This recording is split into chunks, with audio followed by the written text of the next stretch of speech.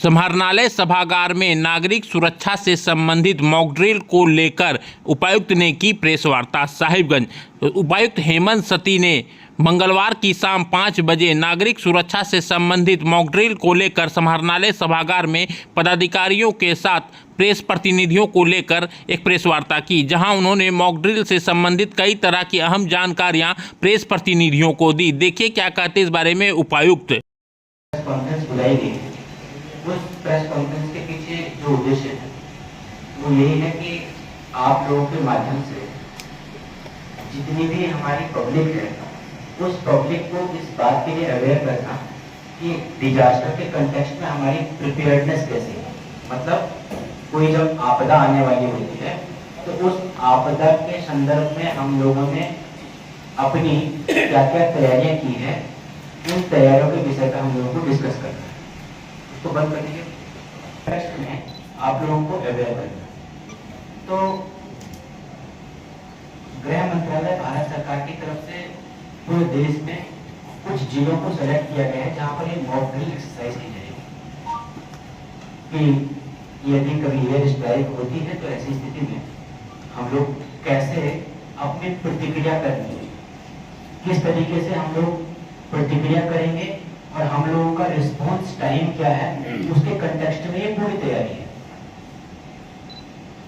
झारखंड में 5 जिले सेलेक्ट हुए हैं जिसमें साहिबगंज जिला भी एक है। साहिबगंज जिले के तो गोड्डा, बोकारो, रांची, जमशेदपुर, इन जिलों का सिलेक्शन हुआ है, इन जिलों को सिलेक्ट किया गया है। इसमें साहिबगंज जिले में हम लोगों ने 3 साइट्स को आइडेंटिफाई किया है जहां पर हम लोग मॉक ड्रिल एक्सरसाइज करेंगे। पहला हम लोगों का रहेगा फोर्ट, दूसरा हम लोगों का रहेगा साहिबगंज कॉलेज के पास का इलाका और तीसरा साहिबगंज रेलवे स्टेशन। इन 3 एरिया को जो डेंसली पॉपुलेटेड और बहुत इंपॉर्टेंट इंस्टीट्यूशंस हैं उनको हमने चिन्हित किया है। इन 3 स्थानों पर हम लोग अपनी एक्सरसाइज कंडक्ट करेंगे जहाँ पर अलार्म बजेगा, सायरन बजेगा।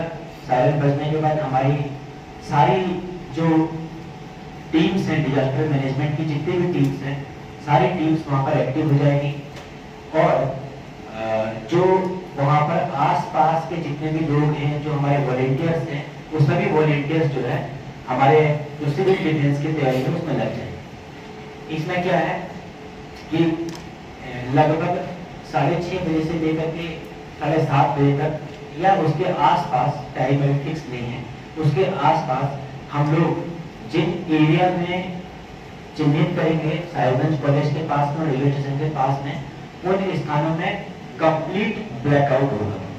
कंप्लीट ब्लैकआउट का मतलब है कि उन स्थानों में बिजली गुल करवा दी जाएगी और आप लोगों से के माध्यम से मेरा अनुरोध है कि कृपया करके जो आपके माध्यम है उनके माध्यम से आप ये प्रसारित करवा दीजिए कि यदि ब्लैकआउट हो गया है तो उसके पश्चात वहां पर कोई लाइट अलग नहीं जलेगी। किसी ने जनरेटर जला दिया, किसी ने इन्वर्टर जला दिया, वो सब बिल्कुल नहीं। ब्लैकआउट मीन्स ब्लैकआउट, अर्थात इसका ये मीनिंग है कि जब एकदम अंधेरा आ जाएगा, माना ऐसे सर्कमस्टांसेस पैदा होते हैं कि बिजली की लाइन ही खराब हो गई या बिजली का ही पूरा का पूरा कनेक्शन ठप हो गया, तो ऐसी परिस्थिति में हम लोग कैसे रिस्पॉन्ड करते हैं, हमारी टीम कैसे रिस्पॉन्ड करती है, हम लोग जॉइंटली कैसे उसमें रिस्पॉन्ड करते हैं, ये सबको देखने के लिए ये तैयारी है। तो इस मामले में किसी को भी पैनिक नहीं होना है, किसी को भी ये नहीं होना है कि क्या हो गया, सबको इस बारे में अवेयर रखना है ताकि सब लोग इस प्रिपेयरनेस के बारे में पता लगा पाए और उसके कंटेक्स्ट में सभी लोग अपने मन में की तैयारी करें। विभाग की टीम हो, ट्रांसपोर्ट डिपार्टमेंट की टीम हो, नगर परिषद, किसी भी तरीके से हमारी सभी लोग जो है वहाँ पर मौजूद रहेंगे। एम्बुलेंसेस के रूट एकदम क्लियर रहेंगे, ट्रैफिक कुछ मात्रा में डाइवर्ट किया जाएगा ताकि हमारे जो प्रभावित लोगों को हम लोग एम्बुलेंस के माध्यम से हॉस्पिटल तक ला पाए। इसी कंटेक्स्ट में एक हम लोगों ने शैडो कंट्रोल रूम भी बनाया है। उस शैडो कंट्रोल रूम का ये मतलब होता है कि कंट्रोल रूम को कुछ हो जाता है तो उसके जो है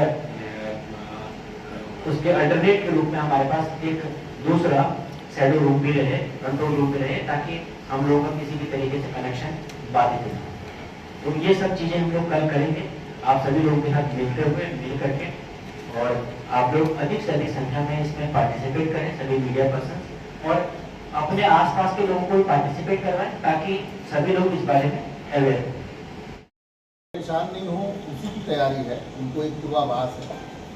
जैसा कि डीसी साहब ने आपको बताया कि एक सिस्टमिक ये व्यवस्था की गई है। ऐसा नहीं कि सीधे 7 बजेगा और लाइट काट दी जाएगी, वैसी बात नहीं है।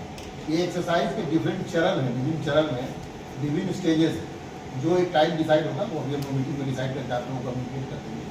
वो बाकी ड्रिल्स, किसी कुछ हो जाए तो उसको इवैक्यूएशन ड्रिल, कहीं आग लग जाए उसके बाद क्या रिस्पॉन्स होगा, फायर ब्रिगेड का ड्रिल, वो एक ड्रिल का एक सीक्वेंस, तो पूरी सीक्वेंस चलेगी।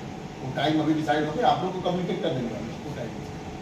और सबसे उसका अंतिम जो इस ड्रिल का जो अंतिम भाग है वो अंधेरा होने के बाद ब्लैकआउट वाली भाग है। ब्लैकआउट का टाइम कितना होगा, कितना देर से कितना देर तक रहेगा, वो हम लोग सायरन के माध्यम से बनाएंगे। ब्लैकआउट स्टार्ट होने के समय सायरन बजेगा, वो उसका ड्यूरेशन भी डिसाइडेड है, वो अभी हम आपको बाद में कम्युनिकेट कर देंगे प्रेस रिलीज की तरह से। और ब्लैकआउट जब खत्म होगा तब भी वो सायरन 1 बजेगी, उसका वो भी बता दिया जाएगा।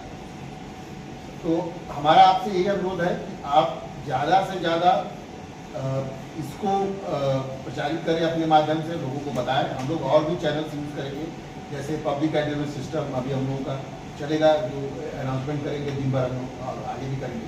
तो आप लोग ही बताएंगे, क्योंकि इस एक्सरसाइज के 2 पार्ट। हमने लाइन काट दी वो हमारे यहाँ, लेकिन लोग अपने घरों में इन्वर्टर में यूज़ करें या और कोई ब्राइट लाइट यूज़ में करें, मोबाइल के टॉर्चेस जो है वो बहुत सारी संख्या में न जलाएं।